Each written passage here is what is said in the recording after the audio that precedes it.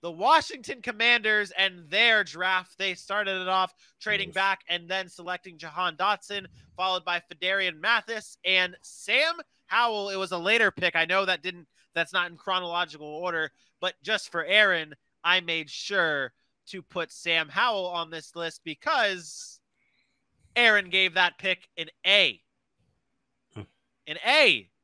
Mine. But you gave it an A too.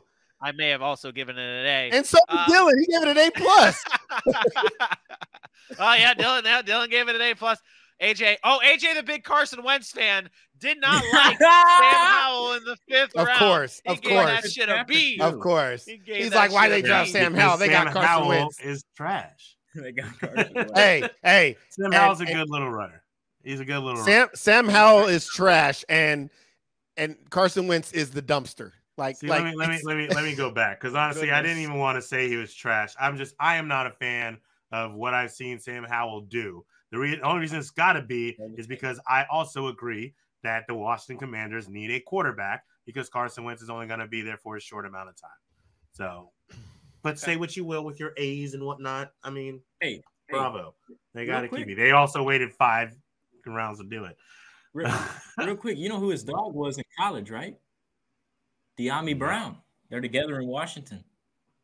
Well, that's fun. He won't do much there with Jahan Dotson and Terry McLaurin there. But listen, let's get into the Washington, whatever their team name is, Commanders draft now. So much hate. I graded this team very, very poorly, to be honest, overall. The 2 players that got over a C were Jahan Dotson for me, strictly based on his talent alone. I hated the pick, but on his talent alone, I gave him a B. I gave them a B for that pick because he's that good to me. And then the A- that I gave Sam Howell.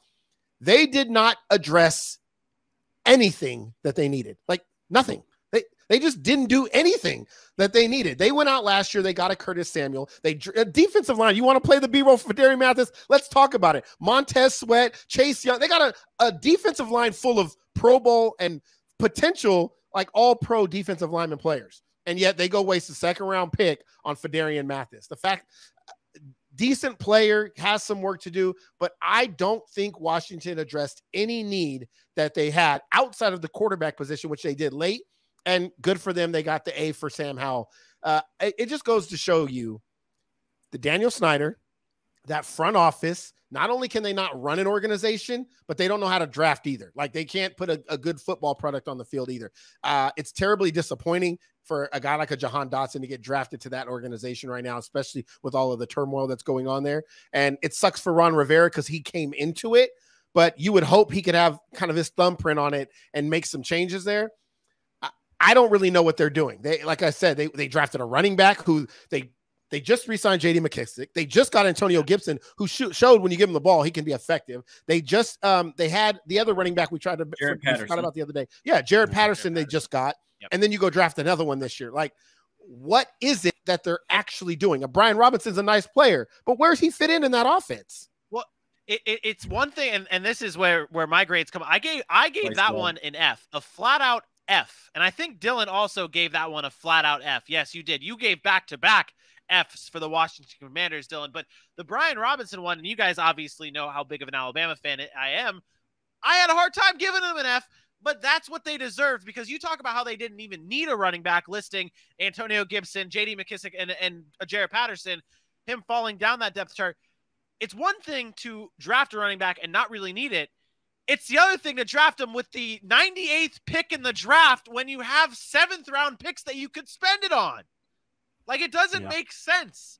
That is absolutely mind-boggling for a team that you go out and you trade for Carson Wentz. You trade picks for Carson Wentz because you are a team that thinks that they have a shot at the Super Bowl or a shot at a good playoff run.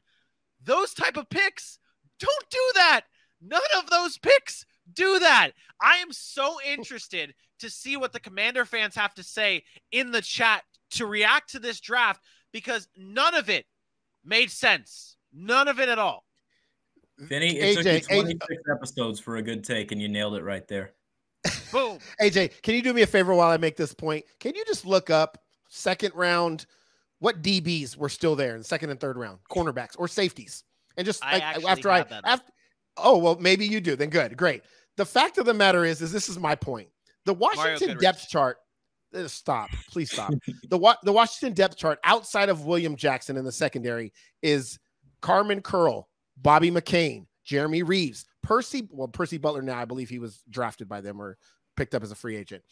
Benjamin St. Justy, I guess. Troy Apke, Corn Elder. Who are these people? And then they have Kendall Fuller. So they have Kendall Fuller.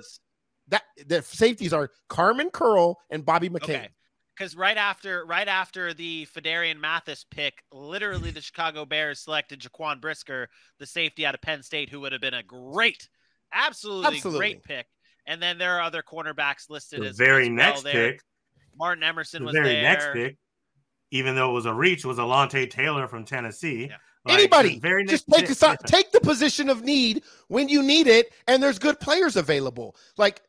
To take a Fedarian Mathis, who is never – who I'm not going to say never going to see the field. He will see the field as a backup rotational defensive line piece. They got guys like Daniel Wise as backups already. And then you got Chase Young, Jonathan Allen, Montez Sweat, and Deron Payne. Cool. Get after the passer, but you have so many other needs for a team that, quote, is close to winning that division and close to making the playoffs, everybody says. They just did a piss poor job of managing their roster and these draft picks. I think we've hit it. I think we hit it with the Washington Commanders. And again, Commanders fans, Manny Nation, Commander Nation, whatever you guys are calling yourselves nowadays, please drop it in the chat what you guys think here. If we're wrong, let us know. If we're right, also let us know and share with your friends. But that's the Washington Commanders for you. So let's see what everything looks like here with our GPAs and the way we calculated it. Again, we got the Muke scale here. We got the Muke-Siah scale here. We value the first rounds to third. What's your scale? Yeah. Tell the people. So the scale is the first to fourth round is graded on a 5-credit unit score. And then the remaining draft picks are credited on 2 units. So I don't know, probably people are like, whatever you're talking about, but basically it weighs the first 4 rounds a little bit heavier than we rate the last 3 rounds, just because those rounds are less likely to hit. But you might find some steals there. So if you graded them really high, gives a little bump up for their GPA. Is this a full sail grading curriculum? I grade a lot better than Full Sail, because otherwise half the people at Full Sail wouldn't graduate if I was grading. Just saying. That's what I'm saying. It's got the AJ grades. It's got the AJ grades where everyone just gets a passing grade and moves them along, baby. Move them along. But this is what it looks like here. Cowboys at a 2.83. The Eagles at a 3.0.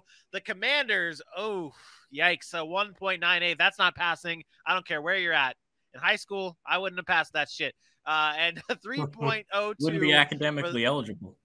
I would not. I would not. And there were times in high school where I had that. But no, the Giants at a 3.02, there was never a time in any of my life where I've had a 3.02 or a 3.0 higher. But the Giants did it in large part because really Evan Neal and Kayvon Thibodeau were just when you're on that weighted scale and you got 2 A+ to kick off the draft. I mean, that's the way to go. So congratulations to the New York Giants for winning the NFC East Best Draft Grade.